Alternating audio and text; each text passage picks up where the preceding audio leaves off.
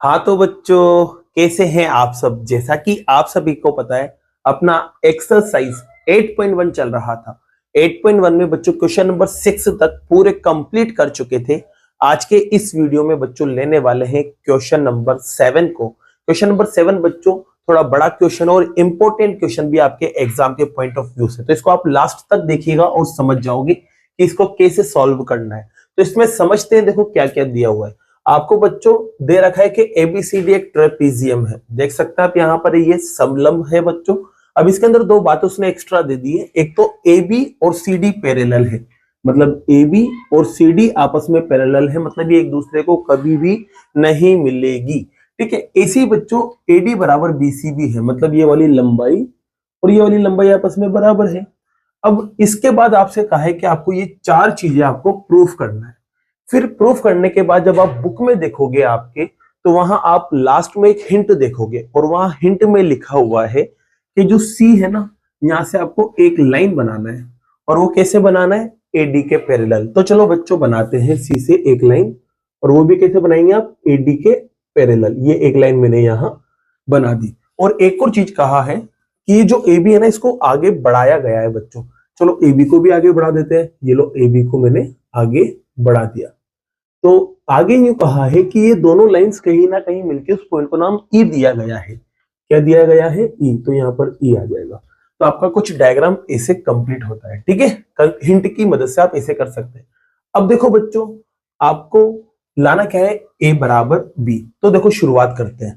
पहले उससे पहले बच्चों इसकी एक मदद ले लेते हैं।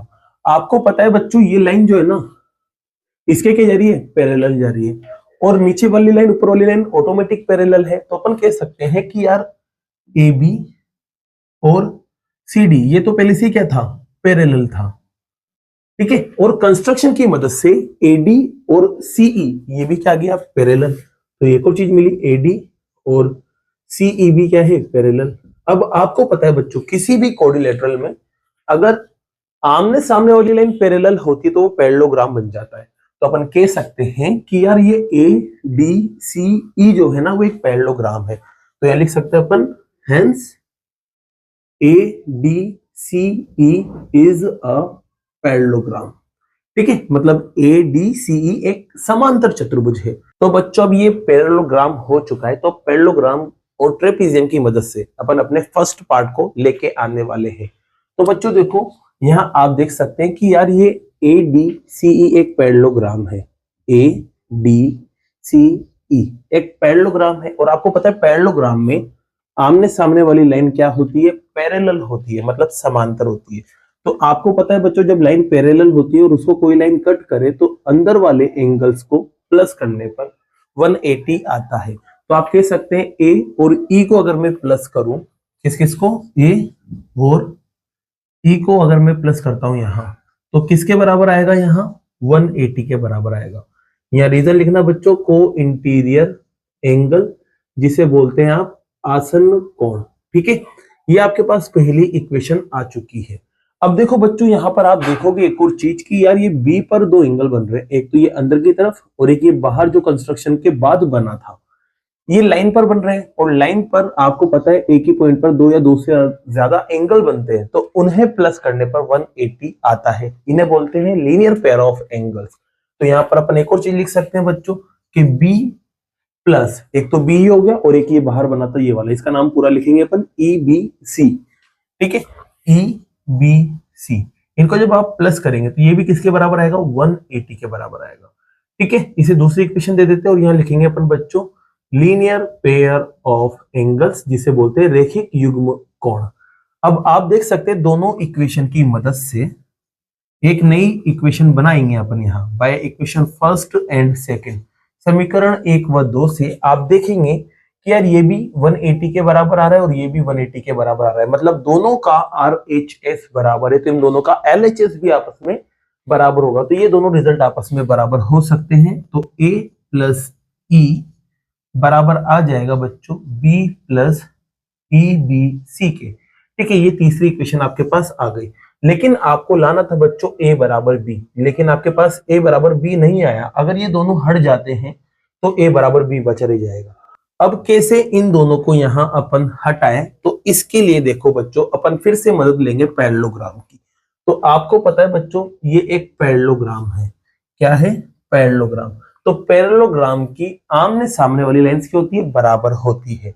तो मैं कह सकता हूं यहां पर ये एडी जो है ना वो बराबर होगा ईसी के। एडी बराबर होगा ईसी के। तो यहां अपन कह सकते हैं एडी बराबर ईसी। क्यों कहेंगे बच्चों? क्योंकि opposite side of parallelogram, opposite side of parallelograms are equal. समांतर चतुर्भुज की सम्मुख भुजाएं बराबर होती है। और इसके अलावा आपको एक और पता है बच्चों कि एडी जो है ना वो बराबर है बीसी के। ये कैसा है? तो ये आपको गिवन था। अब इन दोनों में देखो बच्चों, आप इन दोनों में देखोगे तो एडी और एडी सेम आ रहा है, तो बाकी के जो बचे हुए पार्ट है वो आपस में बराबर हो जाएंगे। तो अपन कह सकते हैं बच्चों यहाँ पर ईसी बराबर आएगा बीसी के।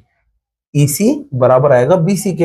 अब ईसी और बीसी जैसे बराबर आया ना, तो आप इस ट्राइंगल पे नजर मारो थोड़ा सा, तो आप देखोगे कि यार एक तो ईसी और एक बीसी दोनों बराबर हैं। अब आपको पता है जब किसी ट्राइंगल में दो लाइंस बराबर होती हैं तो उनकी सामने वाले एंगल भी क्या होते हैं? बराबर होते हैं। तो बस बच्चों कुछ भी नहीं करना, आपको इनके सामने वाले एंगल बराबर कर देना है। तो यहां लिखेंगे आप एक तो ईबीसी बराबर होगा बच्चों एंगल ई के। अब कुछ भी नहीं करना, इसको इक्वेशन थर्ड में रख देना है आपको। तो रखते बच्चों by equation third. Equation third में जैसे रखोगे आप यहां पर, तो आप देख सकते हैं ईबीसी की जगह अपन ई रख सकते हैं। तो बच्चों रखते हैं यहां पर ए ऐसा का ऐसा, ई ऐसा का ऐसा, बी भी ऐसा का ऐसा, और ईबीसी की जगह मैं क्या लिख सकता हूं? ई लिख सकता हूं। जैसे ई से ई कटेगा बच्चों तो आपके पास बचा रह जाएगा एंगल ए बराबर एंगल बी, जो कि आपका फर्स्ट पार्ट, और ये फर्स्ट पार्ट आपका क्या होता है? कंप्लीट होता है बच्चों। ठीक है, तो फर्स्ट पार्ट कंप्लीट हुआ आपका यहां से। अब लेते हैं बच्चों सेकंड पार्ट। उससे पहले इसको इक्वेशन 4 दे देते हैं क्योंकि आगे काम आएगा।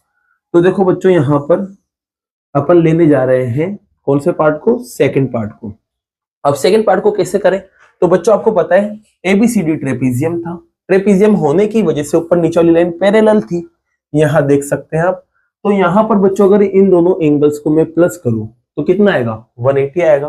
तो कह सकते हैं ए प्लस बी बराबर 180।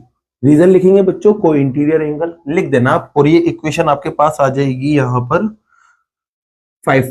ठीक है, फिर ऐसे बच्चों बी और सी को जब आप प्लस करेंगे, इसको बी और सी को प्लस करेंगे क्योंकि ये भी अंदर की तरफ है और दोनों लाइन पैरेलल है, तो इनको प्लस करने पर भी 180 आएगा, और ये इक्वेशन आपकी आएगी 6 वाली। अब 5 और 6 की मदद से बच्चों आप देखेंगे कि यार इनका आरएचएस बराबर है, तो इनका एलएचएस भी क्या होगा? बराबर हो जाएगा बच्चों। तो आप कह सकते हैं ए प्लस डी बराबर हो जाएगा बी प्लस सी के। बराबर हो गया। अब कुछ भी नहीं करना, आपको ये इक्वेशन 4 की मदद ले लेना है यहाँ पर। तो बच्चों लेते हैं बाय इक्वेशन 4। इक्वेशन 4 की जैसे मदद लेंगे ना बच्चों, तो आप देखोगे कि ए बराबर बी है। क्या है? ए बराबर बी है। तो यहाँ पर ए की जगह में बी लिख सकता हूँ या बी की जगह ए लिख सकता हूँ। तो ए की जगह लिखेंगे यहाँ बी, और यहाँ डी ऐसा का ऐसा, यहाँ पर बी और यहाँ पर सी ऐसा का ऐसा। बी से बी कट जाएगा, आपके पास बचा रह जाएगा डी बराबर सी। अब आप देख सकते हैं दूसरे पार्ट में क्या लाना था? डी बराबर सी या सी बराबर डी। तो यहाँ देखो आपका ये पार्ट भी आ चुका है बच्चों। ठीक है, तो यहाँ पर बच्चों आपका सेकंड पार्ट भी क्या होता है? कंप्लीट होता है। अब लेते हैं बच्चों थर्ड पार्ट को। उससे पहले आप इसको थोड़ा नोट कर लीजिए, फिर उसके बाद इसको रफ करके थर्ड पार्ट को स्टार्ट करते हैं। तो बच्चों क्वेश्चन नंबर 3 के अंदर इस पार्ट का अपन यूज करेंगे, जिसको मैंने यहाँ रहने दिया, बाकी सब यहाँ रफ कर दिया है। अब देखते हैं थर्ड पार्ट। तो थर्ड पार्ट में देखो दो ट्राइंगल है, एक तो एबीसी। अब एबीसी कहाँ है? तो एबीसी तो यहाँ दिख ही नहीं रहा है बच्चों, लेकिन अगर आप यहाँ पर एक लाइन बनाओगे ए से सी तक तो आपको एबीसी दिख जाएगा। और एसी बी ए डी की बात करें तो बी ए डी मतलब आपको फिर एक और लाइन बनाना पड़ेगी जब जाके आपको बी ए डी दिखेगा।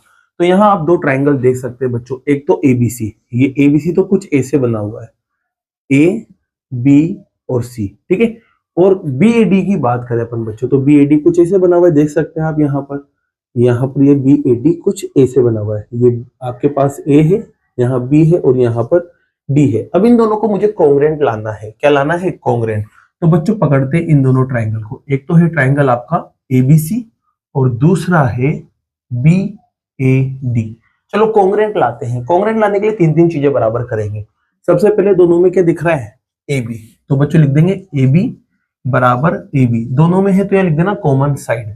ठीक है, अब इसके अलावा आप देखोगे बच्चों की यार A बराबर आ रहा है B के। क्यों बराबर आ रहा है, क्योंकि अपन लेके आए थे, यहाँ देख सकते हैं। तो अपन कह सकते हैं A बराबर आएगा B के। ये लिख देना इक्वेशन 4 से आया बच्चों, है ना, समीकरण 4 से आया। अब तीसरी चीज क्या बराबर लाए, तो तीसरी चीज यहाँ देख सकते हो बच्चों आप, क्या दे रखा था आपको, AD बराबर BC। AD और BC बराबर दे रखे थे, तो ये भी लिख देंगे आप यहाँ पर AD बराबर BC। यहाँ लिख देना बच्चों गिवन है मतलब दिया है। अब रूल लगाते हैं बच्चों, तो दो तो साइड और एक एंगल आ गया, तो रूल लगेगा साइड एंगल साइड, और दोनों ट्राइंगल अब क्या हो जाएंगी, कॉन्ग्रेंट हो जाएंगे। तो अपन कह सकते हैं ABC कॉन्ग्रेंट हो गया है BAD के। ये लो बच्चों आपका थर्ड पार्ट भी क्या होता है, कंप्लीट होता है। अब चौथे पार्ट में आपको लाना था AC बराबर BD। अब AC देखो इस वाले ट्राइंगल में आ रहा है और BD इस वाले ट्राइंगल में आ रहा है, और ये दोनों क्या हो चुके हैं, कॉन्ग्रेंट हो चुके हैं। तो CPCT लगेगा बस सीधा सा। तो चौथे पार्ट में आपके पास क्या लगा देना, बाय CPCT। CPCT से आप कह देंगे बच्चों यहाँ पर कि AC बराबर होगा BD के, और आपका चौथा पार्ट भी क्या होता है, कंप्लीट होता है। तो इसी के साथ बच्चों ये आपका क्वेश्चन नंबर 7 और एक्सरसाइज 8.1 पूरी कंप्लीट होती है। अब बाकी के जो क्वेश्चंस है वो नेक्स्ट वीडियो में करते हैं। अगर वीडियो पसंद आई हो और ये क्वेश्चन आपको समझ आया हो तो वीडियो को लाइक कीजिए, चैनल को सब्सक्राइब कीजिए। Thank you so much.